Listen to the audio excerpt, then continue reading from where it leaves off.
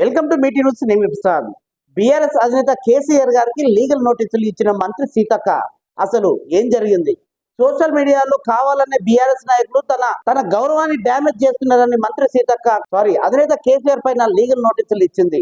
అసలు మొన్న జరిగిన ఏదైతే అంగన్వాడీ టీచర్లకి స్మార్ట్ ఫోన్ల విషయంలో ఏదైతే అందులో కుంభకోణం జరిగిందని ఏదైతే బీఆర్ఎస్ సోషల్ మీడియా వేదికగా నన్ను అవాస్తుల పాలు చేస్తున్నారు, నా గౌరవాన్ని భంగం కలిగించేలా చేస్తున్నారు బీఆర్ఎస్ నాయకులు, బీఆర్ఎస్ అధినేత కేసీఆర్ గారి పైన లీగల్ నోటీసులు ఇచ్చింది మంత్రి సీతక్క. నిజానికి ఏం జరిగింది?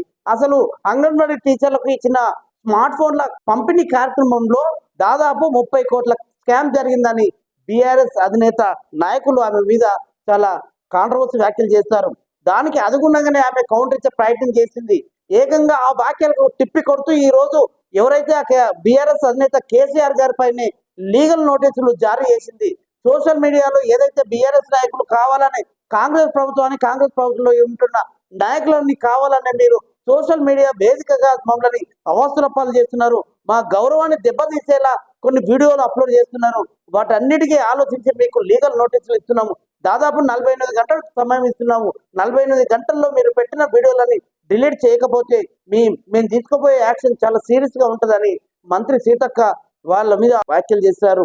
సో బీఆర్ఎస్ నాయకులు ఏం కౌంటర్ ఇస్తారు? ఎలాంటి సమాధానం చెప్తారు? నిజంగానే వాళ్ళు కావాలని వీళ్ళని అవస్థ పాలు చేస్తారా? వాళ్ళ గౌరవాన్ని భంగం కలిగించేలా చేస్తారా? నిజంగా అంగన్వాడీ టీచర్లకు ఇచ్చిన స్మార్ట్ ఫోన్ లో కుంభకోణం నిజంగానే ఉందా, లేకపోతే ఏదన్నా కావాలని మీద బురదలే ప్రయత్నం చేస్తారా?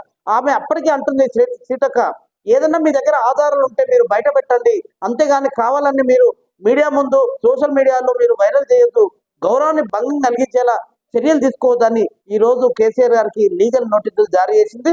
దీనికి బీఆర్ఎస్ నాయకులు ఎట్లా ఎదుర్కొంటారో చూడాలి. చూస్తూనే ఉండండి మీటీ న్యూస్. నేను ప్రసాద్.